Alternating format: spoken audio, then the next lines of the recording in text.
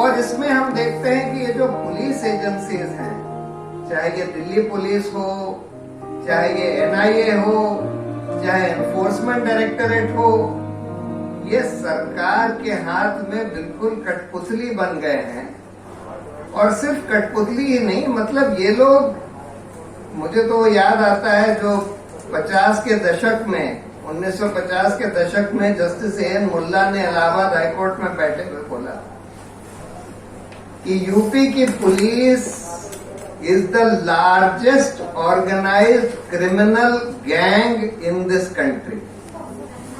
वो बात आज 100% ट्रू है, और सिर्फ यूपी की पुलिस के लिए नहीं, दिल्ली पुलिस, एनआईए, ये सब इस देश के बड़े बड़े ऑर्गेनाइज्ड क्रिमिनल गैंग्स बन गए हैं, जो कि रूल ऑफ लॉ की तो धज्जियां उड़ा रहे हैं। और दिल्ली पुलिस का जो हम लोगों ने रवैया देखा, चाहे वो जेएनयू वाले इंसिडेंट में, चाहे वो जामिया के इंसिडेंट में, चाहे वो दिल्ली राइट्स में, चाहे वो किसान आंदोलन के प्रोटेस्ट में, कि पुलिस ही हिंसा करती है, करवाती है, हिंसा करने वाले लोगों को प्रोत्साहन देती है। जेएनयू में पुलिस के पूरे संरक्षण में गुंडों को घुसाया गया, पूरे संरक्षण में गुंडों को बाहर निकाला गया जब वो मारपीट कराए स्टूडेंट्स और टीचर्स के खिलाफ। जामिया में पुलिस ने ही जाकर स्टूडेंट्स को लाइब्रेरी में जाकर सीसीटीवी कैमरे तोड़ तोड़कर स्टूडेंट्स को वहां पीटा। और दिल्ली राइट्स में भी कितने वीडियोज आ चुके हैं कि दिल्ली पुलिस के अफसर जो हैं, जमीन में पड़े हुए लोग जो बहुत बुरी तरह से घायल हैं, उनको पीट रहे हैं और कह रहे हैं कि तुम जय श्री राम बोलो और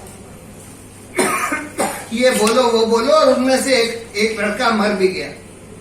सीसीटीवी कैमरे तोड़े गए पुलिस के द्वारा, जिससे कि वो जो गुंडागर्दी कर रहे थे वो सामने ना आ पाए। और फिर जो लोग जिन्होंने दंगे करवाए, जिनके वीडियो हैं, ये कहते हुए कि भाई हम कानून व्यवस्था अपने हाथ में ले लेंगे, कपिल मिश्रा जैसे लोग, गोली मारो सालों को, इस तरह के लोगों को पूरी खुली छूट दी गई। और आज तक खुली छूट दी गई है कि वो अभी भी परसों ये कह रहा है कि मैं फिर से यही करूंगा। तो और उल्टा जो लोग बिल्कुल अहिंसात्मक तरीके से प्रोटेस्ट कर रहे थे, चाहे वो सीएए के खिलाफ, चाहे वो ये जो फार्म लॉस के खिलाफ, उन लोगों के खिलाफ झूठे केस बना बनाकर उनको अरेस्ट किया जा रहा है। डीपीएसडी, दिल्ली प्रोटेस्ट सॉलिडारिटी ग्रुप, एक व्हाट्सएप ग्रुप बनाया गया प्रोटेस्ट को हेल्प करने के लिए, सपोर्ट करने के लिए। बिल्कुल ठीक प्रोटेस्ट थे, मैं तो गया था कई प्रोटेस्ट में, मैंने भाषण भी दिए थे और मैंने देखा था कि कितना पीसफुली हो रहे हैं, कोई ऑब्स्ट्रक्शन नहीं हो रहा था रोड का। इवन शाहीन बाग में जो प्रोटेस्ट हुए, कोई ऑब्स्ट्रक्शन नहीं था रोड का, वो तो पुलिस ने पूरी रोड बंद कर दी थी, बहुत चौड़ी रोड थी, थोड़े से उसमें एरिया में प्रोटेस्ट हो रहे थे। और वहां पर छोटे छोटे बच्चों को संविधान पढ़ाया जा रहा था, ह्यूमन राइट्स के बारे में सिखाया जा रहा था, बिल्कुल पीसफुल तरीके से सब कुछ हो रहा था। और जो एक व्हाट्सएप ग्रुप बना इन प्रोटेस्ट को सपोर्ट करने के लिए, वो कहते हैं कि जो लोग इस व्हाट्सएप ग्रुप में थे वो लोग सब इस कॉन्स्पिरेसी में शामिल थे कि दिल्ली में दंगे करवाए जाए। हम भारत के लोग एक और ग्रुप बना जिसका मकसद ये था कि भाई हिंदुस्तान में लोकतंत्र को बचाया जा सके, हमारे संविधान को बचाया जा सके। उनके खिलाफ केस बना रहे हैं कि भाई आप लोग दंगे करवा रहे थे। तो ऐसे केस में कोर्ट्स का बहुत अहम रोल होता है। देखिए, कोर्ट्स जो हैं उनकी ड्यूटी है ये देखना कि इस देश में कानून का राज चले। और जहां ये बिल्कुल साफ जाहिर है, साफ दिख रहा है कि पुलिस का इन्वेस्टिगेशन बिल्कुल बेईमानी से, मेलाफाइडी तरीके से, जैसे कि क्रिमिनल गैंग की तरह ये पुलिस ऑपरेट कर रही है, कि जो दंगई लोग थे, जो हिंसक लोग थे, उनके साथ मिलकर गैंग की तरह ऑपरेट कर रही है, और जो उन्होंने वायलेंस करी पुलिस ने, जो उन्होंने अपराध किए, उसकी जांच वो खुद करेंगे। आज तक वो कहते हैं 1 साल के बाद भी उन पुलिस ऑफिसर जिनका सब वीडियो है कि इन बच्चों को जो जमीन में पड़े हुए हैं उनको पीट रहे हैं, कहते हैं हम उनको आइडेंटिफाई नहीं कर पाए। कहते हैं कि हम जेएनयू का कुछ नहीं पता लगा पाए, जामिया का कुछ नहीं पता लगा पाए।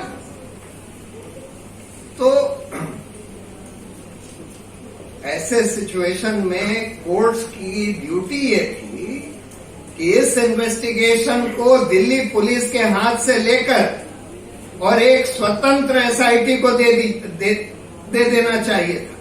वो दिल्ली हाई कोर्ट कर सकता है, सुप्रीम कोर्ट भी कर सकता है, और इनको सुओ मोटो करना चाहिए था जब ये सब चीजें बिल्कुल रिट लार्ज हैं, सब जगह दिख रही हैं, एकदम क्लियर है, as clear as daylight. तो हाई कोर्ट और सुप्रीम कोर्ट दोनों की ड्यूटी थी कि भाई ये इन्वेस्टिगेशन बेईमानी से हो रहा है, इनोसेंट लोगों को पकड़ा जा रहा है, जो गिल्टी लोग हैं उनको पूरी खुली छूट दी गई है, और ये इन्वेस्टिगेशन हम ट्रांसफर करते हैं। हर्ष मंदर ने एक केस भी फाइल किया कि भाई कम से कम कपिल मिश्रा पर एफआईआर तो रजिस्टर कराइए, लेकिन वो नहीं करवाया गया। और वो केस जो है, जो पहले जज डील कर रहे थे जस्टिस मुरलीधर, उनका ओवरनाइट रातों रात ट्रांसफर कर दिया गया पंजाब, और फिर चीफ जस्टिस ने, दिल्ली हाईकोर्ट के चीफ जस्टिस ने खुद ले लिया, और तब से वो केस एंटर नहीं होता जा रहा। उस केस में ही हाई कोर्ट ये कह सकता था, कहना चाहिए था कि ये इन्वेस्टिगेशन तो बिल्कुल बेईमानी से हो रहा है, और इसलिए ये इन्वेस्टिगेशन दिल्ली पुलिस के हाथ में नहीं छोड़ा जा सकता। इसके लिए हम बिल्कुल एक इंडिपेंडेंट एसआईटी बनाएंगे जो हमारे कोर्ट के निगरानी में काम करेगी, लेकिन वो नहीं किया गया। दूसरी रिस्पॉन्सिबिलिटी कोर्ट की ये है कि जहां ये देखे, जैसे नवदीप का केस है, या ये शिव कुमार का केस है, या खालिद सैफी का केस है, कि जहां ये देखे कि भाई पहला तो आपने बिल्कुल बेबुनियाद अरेस्ट कर लिया, झूठा अरेस्ट कर लिया, या इसका केस है ये जो लड़की दिशा रवि। अरे दिशा रवि का टूल किट में तो कोई ऑफेंस है ही नहीं, वो तो it's a case which is fit for quashing the FIR itself. It's a case eminently suited for quashing the FIR. इसी तरह से ये जो केस कैरावान के खिलाफ रजिस्टर किया गया है कि भाई आपने ये बोल दिया कि उस नवरीत जो फार्मर था उसको गोली मारी गई, आपने कुछ आई विटनेसेस का कोट करके ये लिख दिया, और ये ऑफेंस है, इस पर FIR रजिस्टर करिए।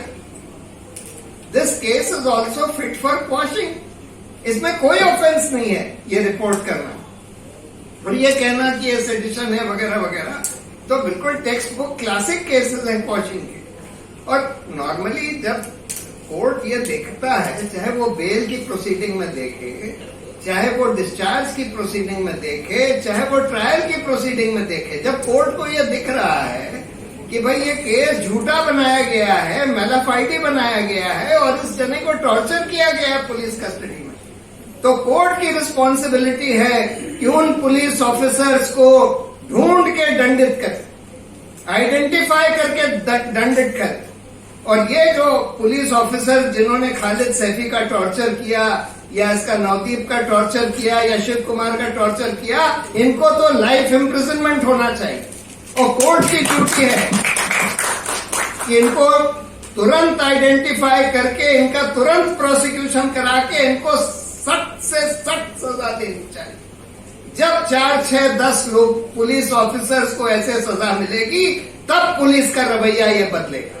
आज उनको लगता है कि हम कुछ भी कर लें, कितना भी झूठा केस बना दें, फैब्रिकेट कर लें एविडेंस। भीमा कोरे गांव में इन लोगों के कंप्यूटर में एविडेंस प्लांट किया गया। ये अमेरिका की एजेंसी की रिपोर्ट आई है कि इनके कंप्यूटर में एविडेंस प्लांट किया गया, जिसके आधार पर इनको अरेस्ट किया गया। पुलिस ने ही प्लांट किया।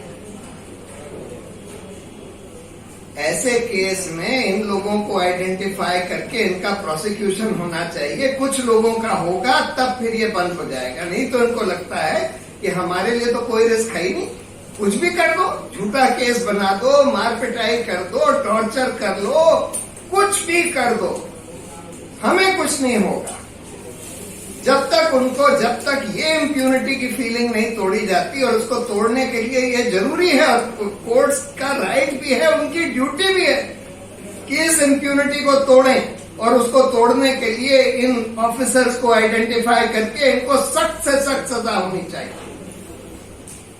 एनीवे, अब फॉर्चुनेटली अब हम लोग देख रहे हैं कि कोर्ट्स का भी थोड़ा थोड़ा रवैया बदल रहा है।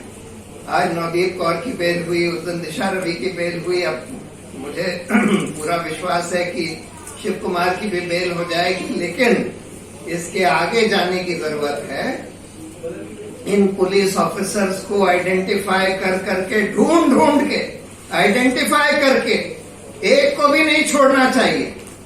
इन सब को पकड़ के जेल के सलाखों में सड़ाने की जरूरत है, जिन लोगों ने इस तरह के झूठे केस बनाए हैं। और इसलिए आई होप कि नेक्स्ट स्टेप बेल के अलावा या डिस्चार्ज या एक्विटल के अलावा जुडिशरी का नेक्स्ट स्टेप ये होना चाहिए, और शायद होगा भी, कि इन ऑफिसर्स को आइडेंटिफाई करके इनको पनिश किया जाए। और देखिए, इस देश में इतना जबरदस्त फैसिस्ट असॉल्ट हो रहा है, हर तरह से डेमोक्रेटिक वैल्यूज, डेमोक्रेटिक इंस्टीट्यूशंस को क्रश करने की कोशिश करी जा रही है। लेकिन इसके बावजूद इतने सारे लोग खड़े हुए हैं, जर्नलिस्ट खड़े हुए हैं, एक्टिविस्ट खड़े हुए हैं, फार्मर्स खड़े हुए हैं, स्टूडेंट्स खड़े हुए हैं। बहुत बड़ी बात है, बहुत बड़ी बात है। इतने रिप्रेशन के बाद भी लोग खड़े हुए हैं, और मुझे पूरी उम्मीद है कि ये जो दौर है फांसीवाद का, ये अब जल्दी ही खत्म होगा इस देश में।